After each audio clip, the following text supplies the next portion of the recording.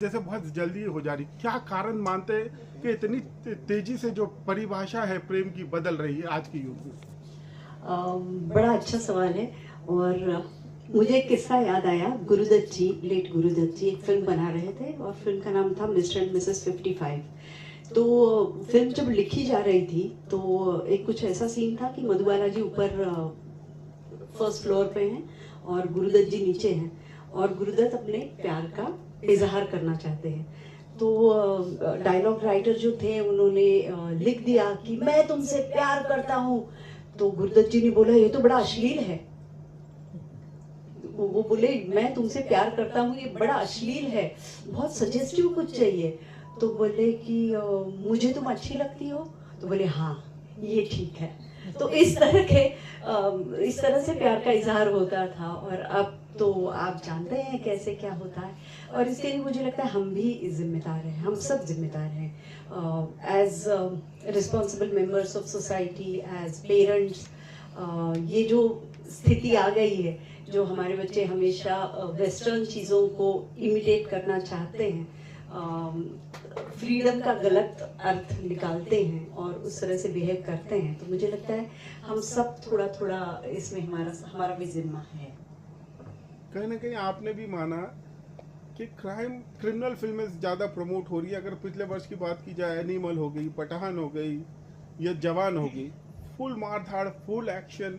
क्या हमारा संसार कहीं ना कहीं क्राइम की ओर तेजी से बढ़ रहा है? हम मोहब्बत भूलते जा रहे हैं। मुझे लगता है इट्स ऑल इन सर्कल। तो ये भी दौर जाएगा, लोग उब जाएंगे और फिर बोलेंगे हमें ऐसी फिल्में नहीं चाहिए। So it will come. मैं एक ही चीज में ऐड करना चाहूँगा। एनिमल का नाम लिया इन्होंने। मैंने कोई फिल्म जो है बीच में नहीं छोड़ी आज तक। बुरी से बुरी फिल्म भी मुझे लगता है कि नहीं, पूरी देखनी चाहिए। वो अकेली फिल्म है जो मैंने बीच में छोड़ी, क्योंकि मैंने सोचा कि फिल्म इतनी क्यों चल रही है। मुझे लगता है कि एनिमल जो है ना, एनिमल आदमी के अंदर ही होता है। वो पूरी सोसाइटी में एक बड़ी पॉपुलेशन में जाग रहा है। तो हमारी सोसाइटी को सचेत होना चाहिए, इसको लेकर के सोचना चाहिए इस बारे में कि why this is happening. Dialogue है उसका, if you love me you lick my shoes. How can a civilised society bear this? You tell me. कहां हम आ गए हैं?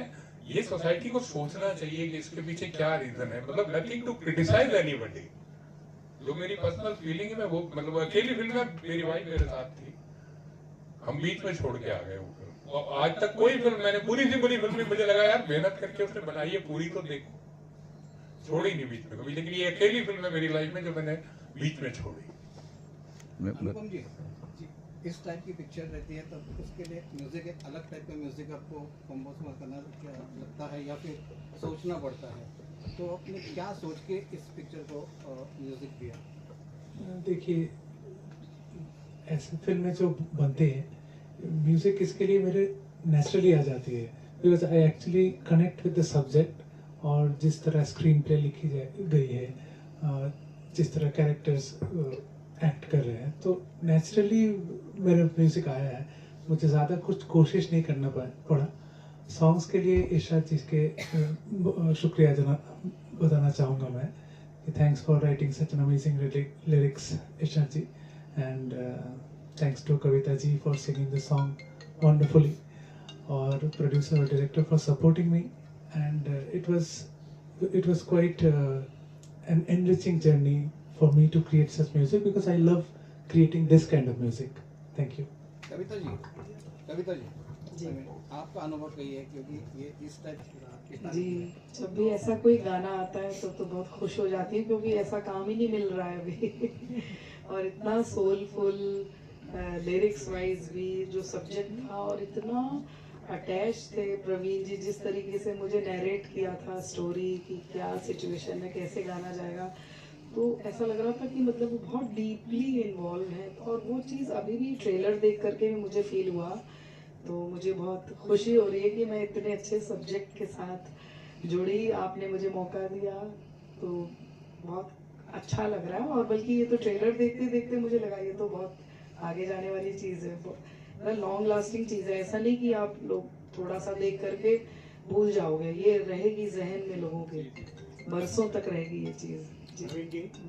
मैं ये कहूँगा कि जब लिरिक्स की बात हुई तो इरशाद कामिल के बारे में शायद कम लोग जानते होंगे। He is PhD in Hindi literature. मैं भी उसी यूनिवर्सिटी से पढ़ा हूँ, पंजाब यूनिवर्सिटी से, वो भी वहीं से उन्होंने PhD की है। मेरे दोस्त ने उनके अंडर PhD की थी। तो मैंने कहा कि इरशाद भाई, इसके लिए लिरिक्स लिखने के लिए कोई दूसरा आदमी नहीं हो सकता, आप ही लिखेंगे इसको। तो वो अभी ट्रैवल कर रहे हैं, इसलिए तो आते हैं आज यहाँ पर। स्क्रीनिंग जब होगी तब आएंगे। प्रवीण जी, इसी से जुड़ा हुआ एक सवाल है। मेरा नाम सिराज है। आप शायद जी राज भाई। आपने बैनर का नाम कबीर फिल्म रखा है। हाँ, आपके बेटे का नाम भी कबीर है। लेकिन मैं बताऊं आपको, मैं थिएटर से फिल्म में आया हूँ। तो हम लोग नाटक कर रहे थे कबीरा खड़ा बाजार में। तो जब ये कबीर पैदा हुआ तो मैंने कहा कि इससे अच्छा नाम कोई नहीं हो सकता इसका, तो हमने कबीर रखा। लेकिन ये बैनर जो है वो इसके नाम पर नहीं रखा। फिर जब ये था कि मुझे लगा कि कबीर से बड़ा कम्युनिकेटर तो कोई हुआ नहीं है, बात में तो वो मतलब उस तरह से जुड़ा हुआ है। ऐसा नहीं कि बेटे के नाम पर रखा है। नहीं, मैं बात पूरी इसलिए करना चाहता हूँ, अगर आप मौका दें कि जी, आपने लिरिक्स की बात की जो इरशाद कामिल साहब ने लिखा है, और इसके अलावा आपने अमीर खुसरो का कलाम लिया जी, जो सैकड़ों बरस पुराना है जी, और कबीर दास और रहीम के जो दोहे हैं वो बहुत ही सच्चे, सीधे, सरल होते हैं और बड़े कड़वे सच को मिठास सच खिलाते हैं, पिलाते हैं। जी। तो मुझे लगता है कि आपने इस तरह की शायरी, इस तरह की कविता का काफी अध्ययन किया होगा। मैं बेसिकली जो है मैं अपने आप को लिटरेचर का स्टूडेंट मानता हूँ। मैंने MA किया इंग्लिश लिटरेचर में, लेकिन मैंने उतना ही लिटरेचर डिफरेंट लैंग्वेजेस का, चाहे वो पंजाबी का हो, हिंदी का हो, बाकी सब पढ़ा। और मेरा जो काम भी है सारा वो लिटरेचर के अराउंड ही है, और आगे भी मैं जो प्लान कर रहा हूँ वो भी ऐसा ही कुछ है। प्रवीण जी, एक सवाल आपसे बनता है। आपकी जी। फिल्म देखने के बाद ऐसा महसूस होता है कि अबला नारी की कहानी है, एक बेचारी नारी की कहानी है, लेकिन आज माहौल बदल चुका है। मेट्रोज में इस तरह के इंसिडेंट देखने को नहीं मिल चुका है। मैं इससे बिल्कुल एग्री नहीं करता हूँ। खाली कॉस्मेटिक चेंजेस आए हैं, मेल मेंटालिटी चेंज नहीं हुई है। मेल जो है औरत को अपने बराबर का ह्यूमन बीइंग मानने के लिए तैयार नहीं है। मैं आपको बता दूं, ये आप बोलते हैं हम विमेन को छोटे छोटे कंसेशन देते हैं कि चल आज तेरे को फिल्म दिखा देते हैं, चल आज तेरे को खाने के लिए बाहर ले जाते हैं। What about her aspiration, what about her dreams? आप बताइए, हर चीज के लिए आज भी औरत को परमिशन लेनी पड़ती है कि नहीं पड़ती है? चाहे फादर से लेनी पड़े, चाहे हस्बैंड से लेनी पड़े। क्या चेंज हुआ है? और मैं बताऊं कि उसका रोल चेंज हुआ, वो घर से बाहर निकली, लेकिन आदमी चेंज नहीं हुआ। आदमी की मेंटालिटी अभी भी, मतलब या तो आप कहते हैं कि वो सबऑर्डिनेट के उसमें रहे, और या कहेंगे वो देवी बनाएंगे, मतलब दोनों स्थिति उसको बोलने नहीं देंगे हम। तो चेंज मैं नहीं मानता हूं कि चेंज हुआ है। चेंज तब होता है जब हमारी मेंटालिटी चेंज होगी औरत को लेकर के, और वो नहीं हुई है। मृणाल जी, मैं चाहता हूं आप भी कुछ बोले, इस पे जी, आपका बिल्कुल। क्या टेक है? मैं सहमत हूँ। शहरों को छोड़ के शायद रेस्ट ऑफ इंडिया में यही हाल है। और the film is based on a novel which happens in 1980। तो आज से ऑलमोस्ट 35-40 इयर्स बैक की कहानी है। दूसरा, हमारी फिल्म में रिग्रेशन है, रिग्रेशन ज़रूर है, नॉवेल में रिग्रेशन है, लेकिन वो औरत उस रिग्रेशन से ऊपर उठ के अपनी लाइफ के बारे में क्या डिसीजन लेती है, इसके बारे में ये फिल्म है। सो जैसा प्रवीण जी ने कहा कि कुचला जाता है, उसके एस्पिरेशंस, उसके सपने, ये सब खत्म हो सकते हैं विथ अ बैड रिलेशनशिप और बैड मैरिज, लेकिन ये बहुत ही एक अनोखी कहानी है जिसमें एक विधवा औरत उस बैड रिलेशनशिप से बाहर निकल के एक बहुत प्यार भरी रिलेशनशिप में एंटर करती है, और ये रिलेशनशिप एक्सेप्ट करने के लिए उसके इर्द गिर्द जो सोसाइटी है, उसकी फैमिली है, उनको कंपेल करती है।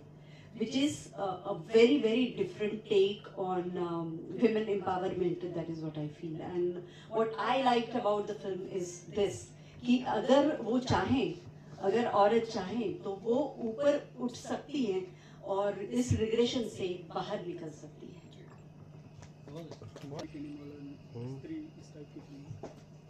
आपने जो इन्वेस्टमेंट किया है वो 2.5 अखर टाइप की फिल्म इनडायरेक्टली हम कह सकते हैं कि आज के ट्रेंड से शायद थोड़ा सा डिफरेंट है, और किसी भी प्रोड्यूसर या इन्वेस्टर के लिए जरूरी है उसका रिटर्न ऑफ इन्वेस्टमेंट। आपका वो कौन सा प्राइम पॉइंट था या की पॉइंट था जिसके लिए आपने यस किया इस फिल्म में इन्वेस्ट करने? देखिए, मैंने जैसा आपको पहले बताया कि it was not a matter of only investment. इसमें हम लोगों का इंटरेस्ट था, रुचि थी इस विषय में, और मेरा और प्रवीण जी का कॉलेज के समय का साथ है। हम लोग इकट्ठे पढ़े हैं, एक ही कॉलेज से पढ़े हुए हैं और आज तक बहुत अच्छे मित्र हैं।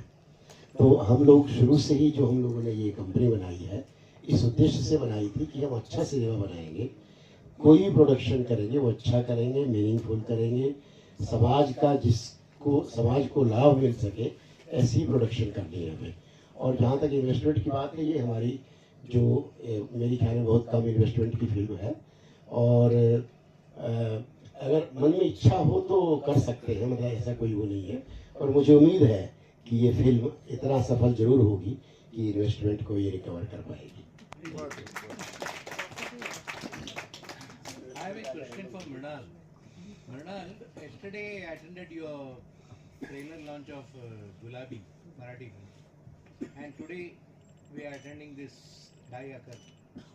Times have changed, but the way I see you doing powerful emotive roles in Marathi film, I don't get to see you in Hindi film. What is the reason and how did you prepare yourself for this character? These are two questions. एक तो मैं खुद को बहुत ज़्यादा हिंदी फिल्मों में आप मुझे क्यों नहीं देख पा रहे। I think I do very selective work. इसके पहले आपने मुझे देखा है कश्मीर फाइल्स में, और अब मुझे 2.5 आखर में। As I mention, I come from a literary family, और मेरे लिए कंटेंट बहुत मायने रखता है। सो हिंदी हो, मराठी हो, किसी भी लैंग्वेज की फिल्म हो, अगर कंटेंट भरा कुछ मेरे पास आए तो मैं करती हूँ, and otherwise I am working a lot. So मेरे लिए हिंदी मराठी ऐसा कुछ नहीं है। बी इट आजकल OTT पे आती हैं सारी फिल्में, मैं फिल्में बनाती भी हूँ, मैं निर्देशक भी हूँ, मैं लिखती भी रहती हूँ, मैं डायरेक्ट करती हूँ। So there is too much work, so no complaints. Secondly, मैंने बताया मैंने फिल्म करने का क्यों सोचा। लिटरेरी फैमिली से हूँ, इसलिए मुझे लिटरेचर से जुड़ी हुई हूँ। और अगर एक passionate team, my producer, my director, both of them they are fans of good literature, और वो अगर लिटरेचर प्रमोट कर रहे हैं कुछ based on a very very beautiful novel, और मुझे कास्ट करने की सोच रहे हैं, तो मैं भला ना क्यों कहूँ। अगर ये बांग्ला में होती तो भी मैं कर लेती। भले Just a statement. I mean, just you mentioned कि मेरी बेटी बहू सब कुछ है, लेकिन अभी रियल लाइफ में आप छोटी बहू लग रही है। ट्रेलर में क्या लग रही है? बस वहाँ सास लग रही है। You justify that. Thank you. It's all about acting. Transformation. Also, ज्योति जी ने पूछा, तो मेरी एक मराठी फिल्म रिलीज हो रही है on the same day 22nd, and एक Z5 पे वेब सीरीज मेरी शुरू हो रही है called Paithani. It's a Hindi web series. So content is very important for me, not the medium and not the language. Done. Thank you sir. Thank you. Subir sir से